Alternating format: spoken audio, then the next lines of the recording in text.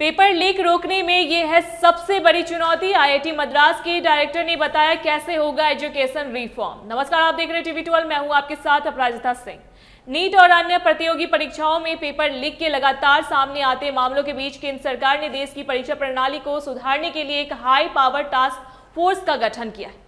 इन्फोसिस के को फाउंडर नंदन नीलेकनी की अगुवाई में बनी इस कमेटी में आईआईटी मद्रास के डायरेक्टर और पद्म पुरस्कार से सम्मानित प्रोफेसर वी कामाकोटी को भी शामिल किया गया है। शिक्षा जगत के बड़े नाम प्रोफेसर कामाकोटी ने हाल ही में देश के एजुकेशन सिस्टम और पेपर लीक के कड़वे सच पर खुलकर बात की है। उनका कहना है कि आज के दौर में पेपर लीक को रोकने के लिए सबसे बड़ी चुनौती किसी तकनीकी खामी को ठीक करना नहीं, बल्कि इंसानी भरोसे और ईमानदारी को बनाए रखना है।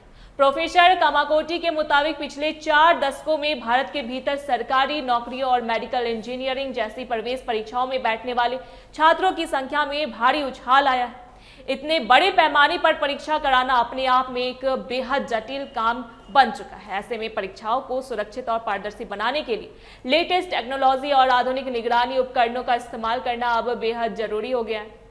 हालांकि वे यह भी जोर देकर कहते हैं कि आप परीक्षा केंद्रों पर कितने भी हाईटेक सीसीटीवी कैमरे लगा लें या सिक्योरिटी टाइट कर दें, लेकिन अगर परीक्षा से जुड़े सबसे मुख्य लोगों की नीयत और ईमानदारी डगमगा जाए तो पूरी व्यवस्था ताश के पत्तों की तरह ढह जाती है।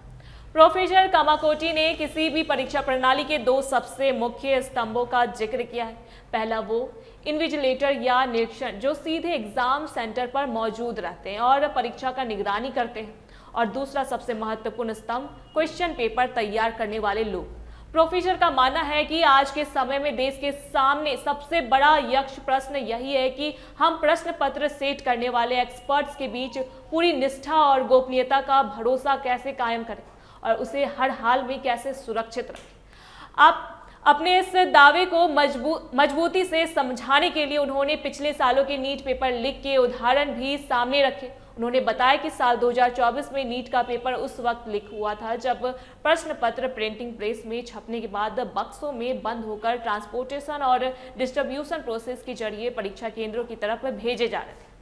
रास्ते में ही कहीं सुरक्षा व्यवस्था में सेंध लगी थी, जिसे जांच एजेंसियों ने एक सीमित घटना माना था और बताया था कि इसमें करीब 40 से 50 छात्र ही प्रभावित हुए थे।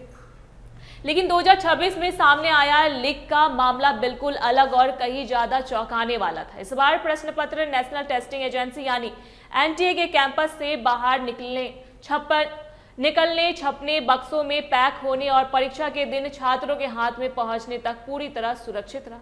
पूरी ट्रांसपोर्टेशन प्रक्रिया में कोई गड़बड़ी नहीं है। जांच एजेंसियों की शुरुआती रिपोर्ट से यह साफ संकेत मिला कि इस बार लीक की शुरुआत एकदम शुरुआती स्तर पर से शुरू हुई थी, यानी खुद प्रश्न पत्र तैयार करने वाले के स्तर पर ही गोपनीयता भंग की गई थी।